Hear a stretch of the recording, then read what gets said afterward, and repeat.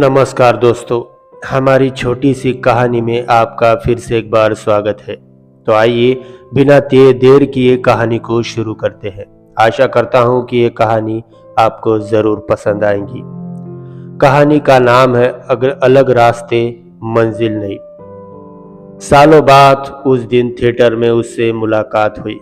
मुलाकात क्या, बस ये कहा जाए कि भीड़ में देख लिया उसे। मैं स्टेज पर खड़ा था और वो सामने ऑडियंस में बैठी थी। मेरा शो देखने आई थी शायद इसीलिए, क्योंकि क्या पता वो गलती से आ गई हो। लेकिन नहीं, गलती भला कैसे हो सकती थी। मेरे पोस्टरों से तो पूरा शहर पटा हुआ था। पोस्टर देखकर ही आई होगी। थोड़ा हैरान जरूर हुआ उसे देखकर, मगर मैंने जाहिर नहीं होने दिया कि मैं हैरान हूं। अपनी परफॉर्मेंस के पहले मैं बस ऑडियंस के मूड को भापने स्टेज पर गया था और बस तभी सामने उसे नजरें मिल गई।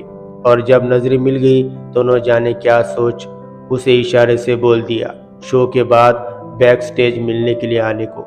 उसे शायद अब भी मेरे इशारे याद थे, वो इशारे जिनसे कॉलेज में हम दोनों ने न जाने कितनी और क्या क्या बातें कर लेते थे। कभी अगर दोनों में से कोई एक अगर क्लास के अंदर और दूसरा बाहर होता तो खिड़की से ही आंखों में क्लास के बाद कहाँ मिलना है या कितनी देर बाद मिलना है सब तय हो जाता था। बस वैसे ही स्टेज से ऑडियंस की दूरी के बीच इशारों में तय हो गया कि शो के बाद वो मुझसे मिलने बैक स्टेज आएंगी। मेरा ताज़ा तरीन गाने पर वंस मोर की चीयरिंग के चलते 1 घंटे का शो 1.25 घंटे में ख़त्म हुआ और ऑडियंस से मिलने मिलाने सेल्फी खींचने के बाद मैं स्टेज के पीछे ग्रीन रूम की ओर बढ़ा। तभी उसका ख्याल आया और अगले ही पल लगा कि वो चली गई होगी। इंतज़ार करने की उसकी आदत कहाँ। लेकिन ग्रीन रूम में पहुंचा तो वो सामने खड़ी थी। बिल्कुल वैसे ही लग रही थी। उसी स्टाइल का सलवार सूट, कपड़ों के कलर कॉम्बिनेशन की भी वही चॉइस, चेहरे पर वैसा ही हल्का सा मेकअप और बालों को उसी अंदाज में गूथा हुआ देखकर लगा मानो किसी टाइम मशीन से वक्त में वापस चला गया हो। उसे देखा तो लगा कि नहीं कि 5 साल हो गए अलग हुए। लगता भी भला कैसे, वैसे भी अलग तो वो हुई थी, मैं नहीं। सालों की मोहब्बत के बाद मुझ जैसी स्ट्रगलिंग सिंगर में उसने उम्मीद खो दी थी। तब मेरे पास न नौकरी थी, न सिंगिंग में कोई मुकाम और न कोई उम्मीद।